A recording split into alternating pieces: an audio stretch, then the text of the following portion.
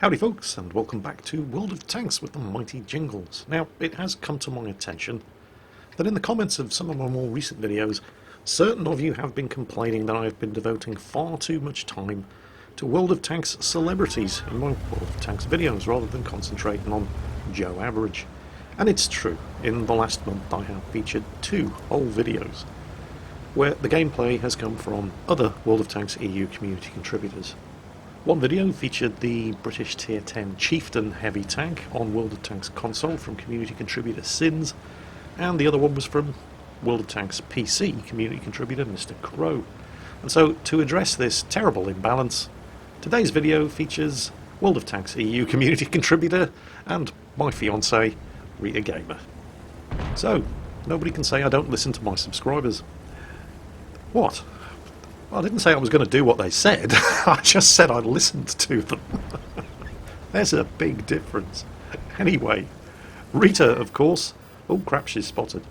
And she thinks that she's been spotted by somebody in the bushes on the ridgeline over there, which is where she's pointing the gun and yelling, "Don't shoot me, don't shoot me, don't shoot me," into the microphone, but I think it's actually a Lux on the hilltop up by the lighthouse. Rita is in a viewer platoon in this battle, which she played on a live stream last night, and she is of course in the mighty KV2. Now Rita came very late to the KV2 party, and yes, you can thank me later in the comments for the opportunity to make jokes about my saying Rita came very late. Ooh, cruelty to small tanks, there's the Lux. Cover your eyes, children. Oh, he didn't stand a chance. Yes, and she has of course been spotted, so artillery is ranging in on her right now, there it is. Rita did come very late to the KV2 party. She never really played this tank at all until, or so she tells me, she saw some of the replays that I featured here on YouTube. Oh, Crusader spotted. It does seem slightly overkill hitting that thing with 152mm high explosive shell. Has he moved? No, he hasn't moved. Oh, a Cromwell. Oh, and he's still got all his health. Hold still. Don't go anywhere. We'll be with you as soon as we've reloaded. Come on. Load the gun faster. More vodka for the loader. Come on. Almost there. No, that one missed. Is she going to get lucky twice? No, apparently not. She was robbed. Robbed, I tell you. But don't worry, there's going to be no shortage of targets down that end of the map, because before too long, a VK3002M is going to pop up. A team are down 5 tanks, a third of the team are dead. They've only managed to kill 3 of them, and Rita has nailed 2 of them. Can she add a VK3002M to her tally? Oh no, it's gone. She fires blind.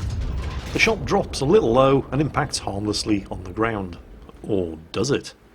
Well, there was nothing harmless about that impact, because the 152mm howitzer on the KV2 kind of acts a bit like an artillery piece. It has a splash radius, and she has in fact shaved a couple of hundred health off the VK, even though she didn't even hit it. And now she's reloaded. Hold still for Stalin.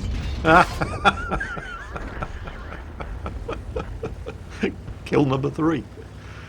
Unfortunately, her team have lost another 4 tanks. This is not going too well at all. Still, the platoon are all still alive. Now, she does something a little strange here. Why would you be climbing the hill in the KV2? Well, she knows that there is, or was, a Jackson right on the other side of the ridge, and well, nobody would expect a KV2 to be shooting at you from up here. And the Jackson is in fact still there, but she gets spotted, so that puts paid to that plan. The Jackson, of course, now completely aware of her presence, but probably not wanting to risk getting one-shotted by the KV2, doesn't rush to come out. Then Rita spots the Japanese Tiger, and, well, clearly hadn't sacrificed enough dissidents to the Gulag for that shot to go where it was aimed. The Jackson, recognising his chance, pops out, but he's forgotten to take into account that there's more than one KV2 on this platoon. Puts a shot into Rita. Rita's platoon mate comes out, nearly ends him, and Rita, having reloaded, finishes the Jackson off. Kill number 4, hooray! Hang on a minute, where's the rest of the team gone? Oh, they're all dead. Rita's platoon are the last 3 tanks left alive, and if Rita hadn't just nailed that M36, they would right now be outnumbered 3-1. And yes, being spotted, enemy artillery, the 2 Birch guns are desperately trying to finish them off. There's the heavy tank number 6. Can she send him to the Gulag? Shots out! Go to Gulag! Do not pass Red Square, do not collect 200 rubles. Kill number 5. The enemy team are capping, however, and that's when they run into the enemy KV2. But he does not realise he does not face one KV2, but 2, and Rita is once again about to reload and steal the kill from her platoon mate. Oh Rita, you dirty, dirty kill stealer. Meanwhile, her other platoon mate in the Stridsvan 4557 has managed to nail one of the enemy Matildas for his second kill, but they're still being capped. They don't have a huge amount of time to reset it. There's a Sherman Jumbo over there who's just about to miss the opportunity to kill the other platoon KV-2 by derping his shot right into the tracks. It's going to make life interesting for him with 2 artillery in play, however. Project Chaos and the M4257 does finish off the Sherman Jumbo for his 3rd kill, but he doesn't survive long enough to celebrate as he gets taken out by an unspotted Matilda, and there's the capper, the bathtub of doom. Rita takes the time to carefully aim the shot. Always a dubious decision in the KV-2, you tend to get better results just pointing the gun in the general direction of the enemy and letting the hand of Stalin reach up from the depths of hell and guide the shot to the target. And as you can see from the point of impact, it very nearly misses. But it only nearly misses.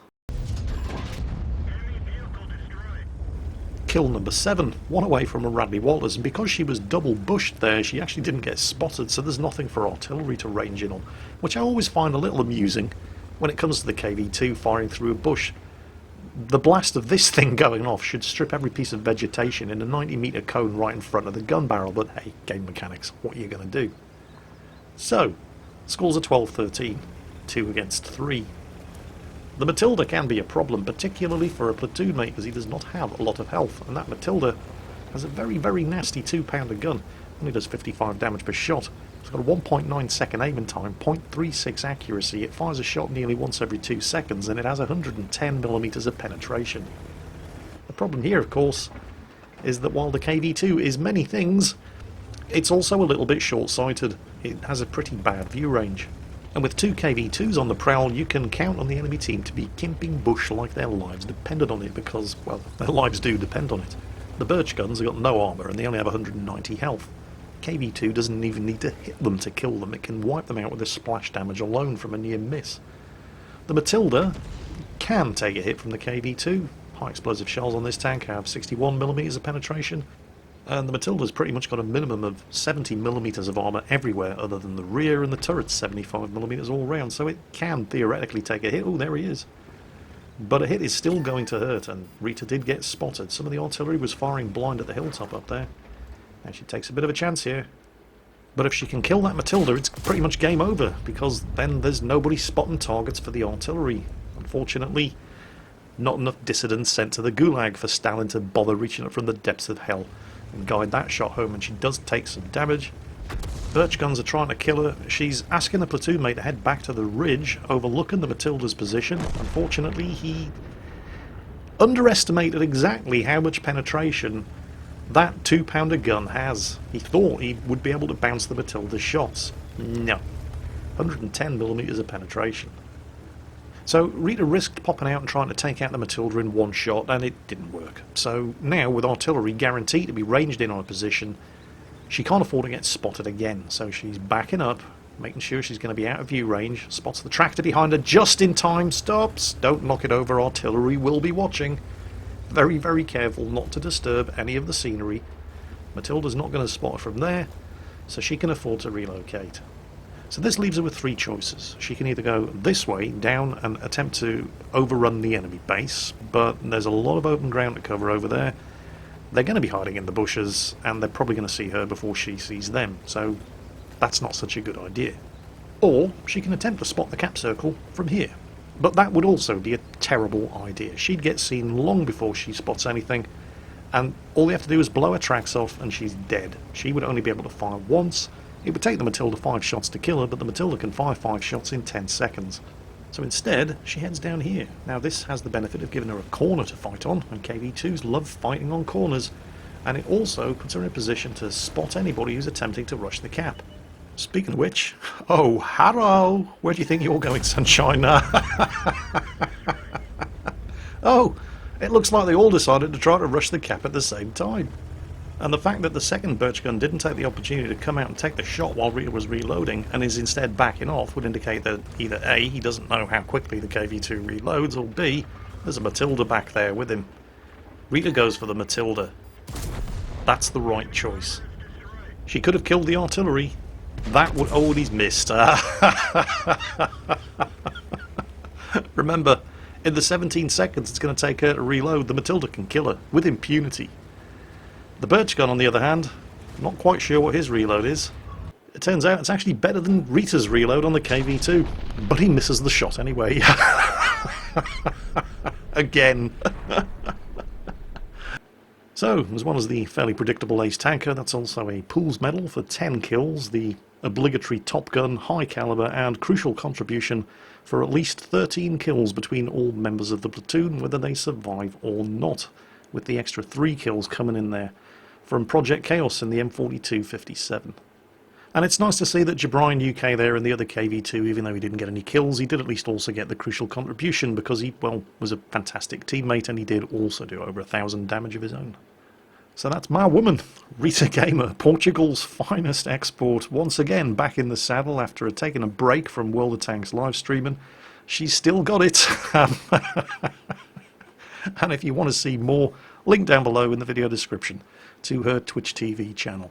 As always, take care, and I'll catch you next time.